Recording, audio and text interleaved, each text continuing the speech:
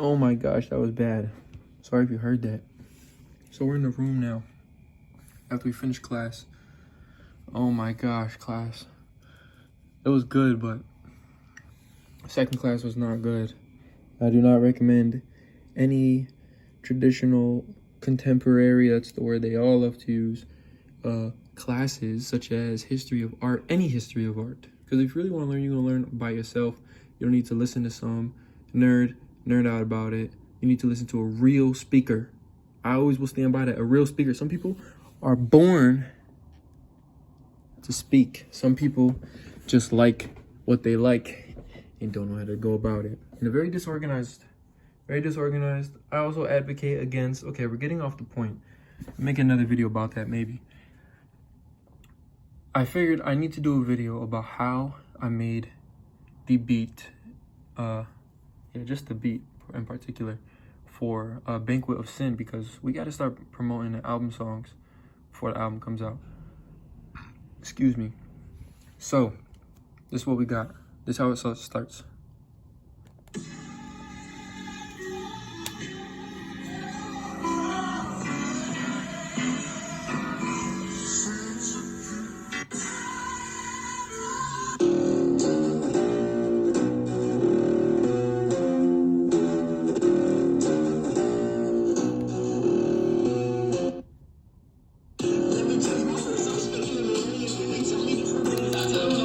Right? So the original sample goes back to, let's see if we can find it. That goes back to another beat that I was working on. I believe it's called I Have No. And it's from a song called Jesus by John Peakey, Pastor John Peakey. Let's see if this is it.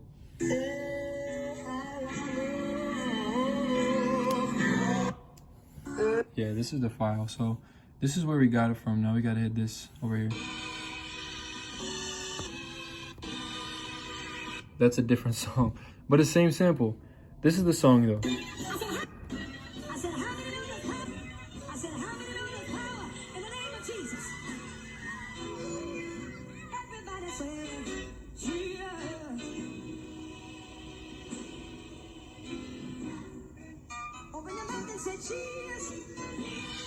It is like, I don't know.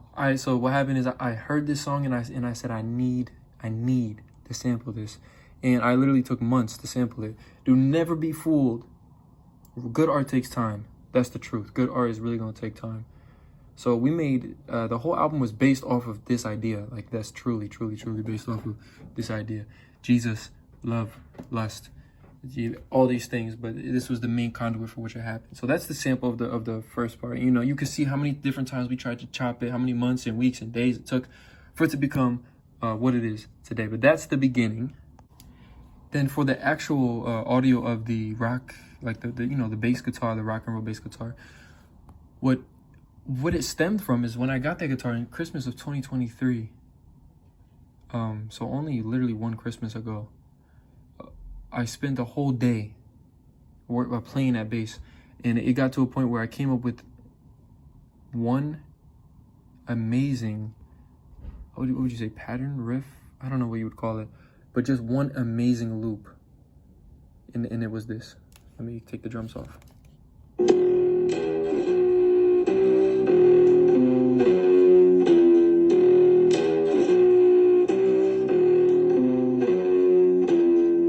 Now, I don't listen to rock and roll, so maybe this has been done before, but when I heard this, I said, oh my gosh, bro.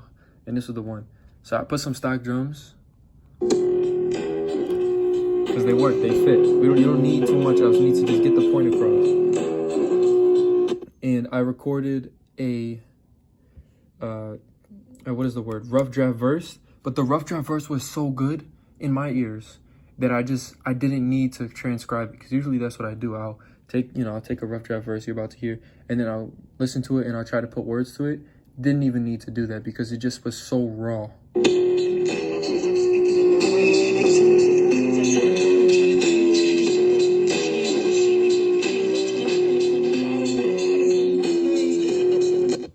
But of course, parts we had to make it, we had to emphasize a lot more parts. So I had to redo the whole thing. But when I redid the whole thing,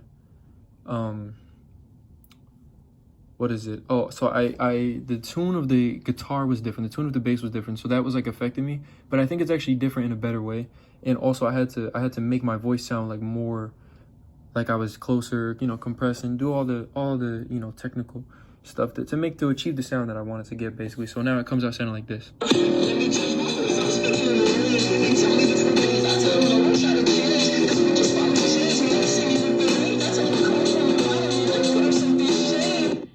And it sounds like, so, I don't know, it just sounds crazy to me. And so at this time, I'm listening to this pastor, a profound speaker, truly a profound speaker. And it's like, and this leads me back to the first point. That's why I'm keeping that point in the video. And I'm not off topic, okay?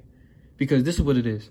When you listen to a speaker like him, he's meant to speak. And maybe probably it is the Holy Spirit. And because of what he's talking about. And because of how educated he is about this. And he has real life experience. He's not just some theoretical philosophy minded, founded a professor who's just doing this for a paycheck because he likes to do it and he has the ability to do it. You know what I mean? Ability as in synonym for privilege, not ability as in gifted talent, as the man I'm about to talk on. But, when this guy speaks, it just hits you, bro. It just like, oh my gosh, it just hits you. So what he was talking about, I took what he was talking about. It's Pastor Stephen Darby. That's a true life. If I ever seen a modern day prophet, it was him. So I took what he said and I put it into this song as well as a sample, because the original verse that I just said so small, it was only so short and I didn't want to write anymore. I didn't feel, right, because this is a feeling thing. I didn't feel like doing more than that. So I said, okay, but the beat is too good. We got to use it more. So I did. And this is his part. We have a problem that is called sin. Our sin is our problem. The Bible says we keep sinning. Deal with the issue. Said, look, sit your sacrifice to the side. Deal with sin is our problem. We keep sinning, but you won't do. Right, and you hear when the song comes out, of course, but it just fits so perfectly. It just fits so perfectly. And then I got to college, because this was made pre-college, and I get to college. Freshman semester, and I start making mistakes left and right, like real life mistakes left and right. Like I'm in real life now, you know what I mean? And I never was in real life, and alone is the best way to put it. Living alone and left to my own devices and opinions and routines, habits, and even decisions. So when I started messing up left and right and doing things that I really did regret, I had to add a second part. And the second part is, let's see. Again, it starts with another Stephen Darby verse. Not what you say. They went down into Ephesus, start preaching. They start bringing the people into order, true order. Demetrius and them, these cats over here making statues, said, man, he's hurting our bread. As long as the people were ignorant and confusion and chaos, we was getting paid. And that's the truth. If you listen to what he's saying, it's a fact, bro. There's all these people, and I've even seen some of my colleagues, right? Let's use academic language since that's where we're at, right? College. Some of my colleagues, right? Some of my fellow student body, they are saying it too. And it doesn't matter what political view you have. This is a true thing, bro. Dudes is gonna profit off your ignorance. Even Malcolm X said it. It's in my very first album from 2021, January 1st, 2021. Even Malcolm X said it.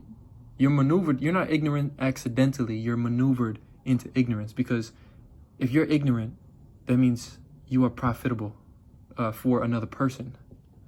So I wanted to touch on that a little bit too, because if you keep dudes so ignorant, bro, so ignorant, and so ignorant with distractions on top to double down, really compound that interest on the ignorance, right? That's a great mathematical equation. But before we talk about the other segment of the song, just keep in mind that yes, it came from more reflection on my actions when I got to college. But before that, I wanted to talk about the first verse. The first verse talks a lot about false gods and Canaanite, and it's like it feels like very rowdy. Feels very rowdy, and rambunctious is another word. But this part where Stephen Darby talks, sin is a problem. You got to deal with this, blah blah. Do what you do, not what you say. That's a fact, bro. When it gets down to the root of it, things are simple. Things are very, very, very simple. But people will conflict and convolute things and complex them, make them complicated. And it's like all sickness is just inflammation. That's a fact. All doctors know that. There's even books about it. But the common person doesn't understand. You know, even I'm not saying I understand, but I do know it's inflammation. But of course, inflammation reacts differently everywhere. But that's just like sin. Everything is going to be sin. All the bad things are going to be sin. And it just reveals itself in different ways. You know? So that's what I'm talking about like this. Sin is the problem. You don't have a gambling problem. Get to the root of it. It's the same thing I touched on in the 2020 album. It's not about the symptoms.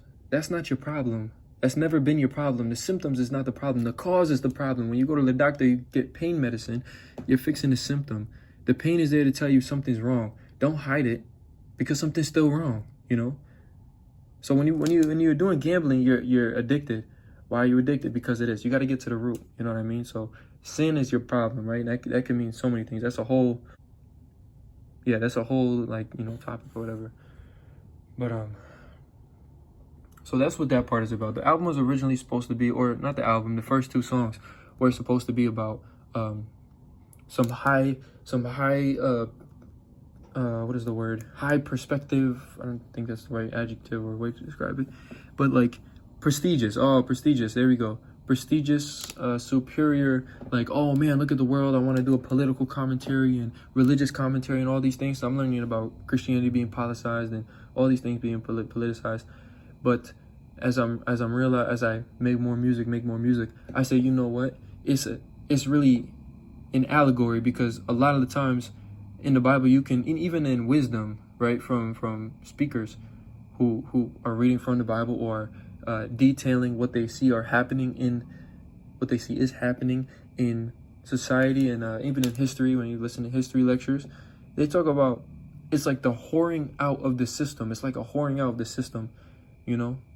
So it's kind of like an allegory, because I'm talking about a lust in a lot of these songs.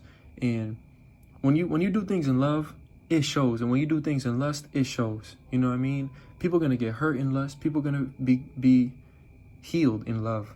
You know. So when you got men, women, people of any color, any race, any religion, in power, right, in politics and religion. Oh my gosh, man. This guy opened a window. I didn't tell him to open a window. Okay. So when you got those people in those power in those situations, if they're doing things out of the wrong reasons, you're going to feel that, you know. And we're feeling that way too much today. It's an egregious amount of just nonsense going on, bro. And I'm pretty sure that's worldwide. I can only speak for America, where I live. But it is a abomination. It is abominable. That's the best way to put it. But that commentary aside, that's what the song is about. And that's what the album is about. It's a double language, because at the same time as I was making all this album, I was making this art. And you've already seen the video on that. The 14 people who have seen the video on that. And this one down there, you've already seen that video too. So you already see what's going on.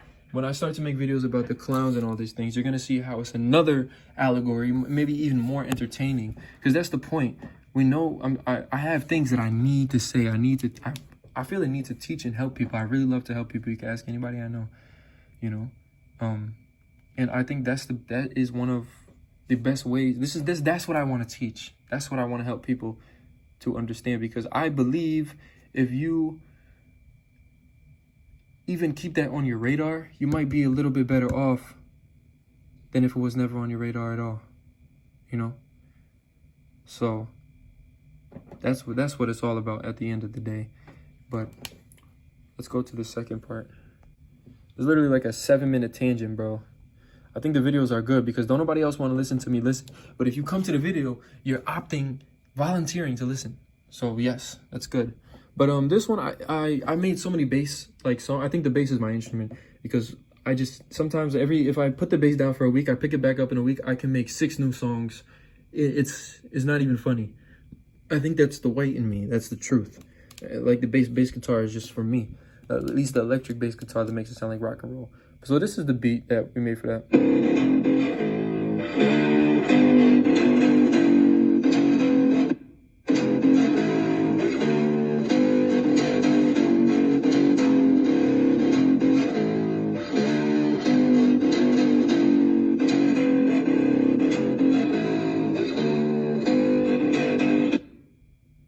I love that beat. Maybe I let it play too long. Who cares? Beautiful beat. And I think it fits perfectly with the one up here. You hear in the song, of course. And we have this video that my boy supplied me with. Not a video, audio from a video that my boy supplied me with of this girl talking crazy, bro. Straight crazy. You know what? You're justifying my craziness. Right, whatever. I like that. Sounds Just want you to miss. literally crazy. I mean, it fits perfectly because she's talking mad seductive in your ear. The song is about lust. It fits. And then underneath that, I put a little bit of other vocals just to beef it up a little bit. I like that. And I'm kind of addicted to singing that part, even though it's not like a frontal thing. It just sounds really nice. I put a alarm, not an alarm, what is it called? Ambulance sound, because here you hear the ambulance, used to at least, a lot. When we first got here, I think all the college kids be getting too drunk and call the ambulance a fire truck, and the fire station is like literally right down there. So it was just, yeah. But I heard it and I was like, all right, this works, you know? So then that's a whole song in itself, and it's just like, it's more like coherent. Definitely more coherent is the best word, because you can actually understand and hear the lyrics, and that's what is important, I think. So, and this was also more singing, and it's like, it's just, I don't know, in a way it's okay, it's not better than this, but in a way it is, because it's more, you can understand it, you know. This one is more definitely a feeling. It's more a feeling and captured, and this one is more expression of that, discussion of that feeling, for sure. And then something happened as I was making the song. Like, I was in the car, you know, balancing the audios as I do, and this last piece came out where I started just singing it high pitched. These days all I need. And I don't know why, but it just hit so good, bro. It sounded so good. And sometimes I think, like, when I listen to that, I'm like, oh my gosh, I don't sound like a professional singer at all. You don't need to. You don't need to. That's a fact. So, that's the song. Banquet of Sin. You want to hear more about it? First of all, listen to it, okay? That's your first thing. You got to listen to Banquet of Sin. It's gonna be your first step. Second of all, any questions, you know where to find me. I hope.